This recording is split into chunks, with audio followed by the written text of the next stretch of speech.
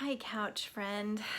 My couch has been closed for a little while due to adjusting to all of the transitions that 2020 has continued to throw at us relentlessly.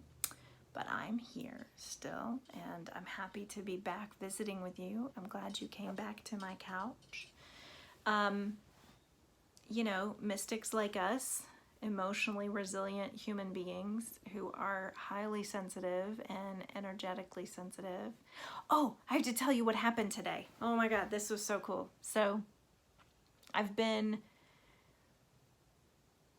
tuning into energy lately. I don't usually read energy. I don't generally see the world through that lens. I don't see auras or any of those things, maybe yet or maybe at all, but that's just not my gift. My gift is reading the energy of dreams and reading emotional movements for people and kind of seeing the emotional complexities in people's stories. But one of my methods for grounding myself is to practice Qigong. And I certainly have not been doing it on any disciplined basis or regular schedule, but I've done it enough to understand see just now, tuning into my hands and understanding what feeling sensations I'm getting in my hands. So whatever. So today, here's the just cool thing. So I got a puppy. He is 4 months old now, and you already know I have a 10-year-old Matthew in my house, and so I've spent a lot of time, lots of hours training my 10-year-old how to be around a puppy, and my puppy how to be around a 10-year-old, and how all of us can get along in this house together.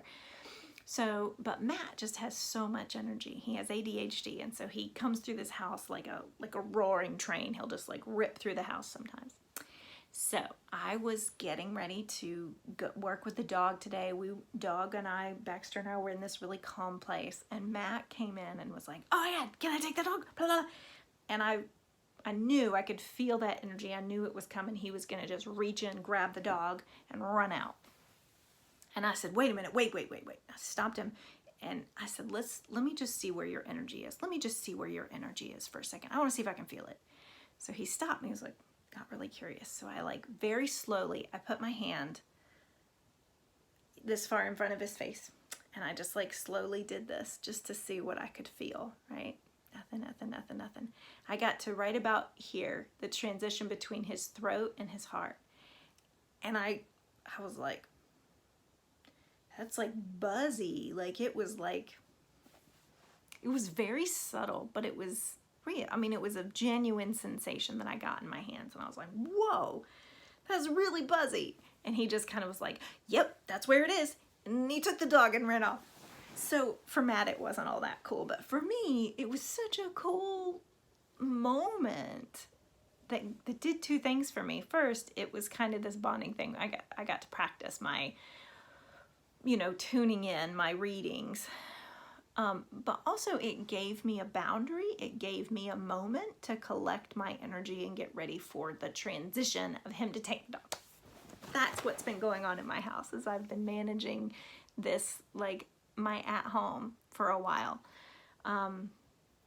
So it's been a long time since I've come to visit you, and we've had our little couch session. So I'm just checking in and saying hello, and I'm still here, and thank you for you still being here as well.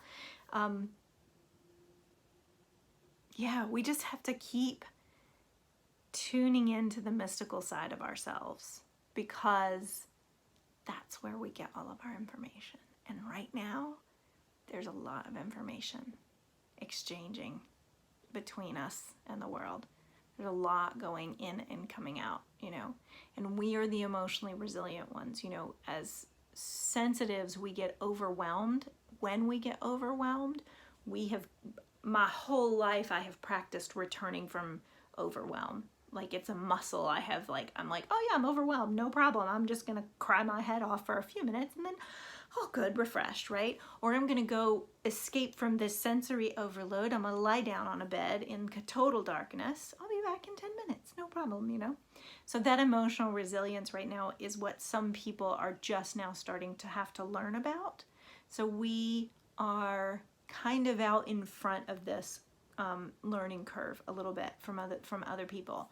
So we have to make sure that we are taking care of ourselves, that we're checking in, that we're continuing to talk.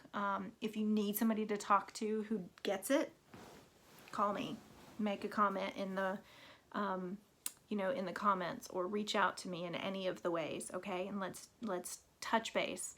How you are, what part of your story needs to really just be unpacked in a safe place where you can just wrestle with it. What do you need to admit to yourself so that you can release the pressure of whatever you're holding on to, whatever truth you're trying to not admit to yourself, Those are the things we have to keep doing so that we can continue to be emotionally resilient for ourselves, for our families, for our people around us in our community. Okay, take care. It's good to see you again. I'll see you again soon. Bye.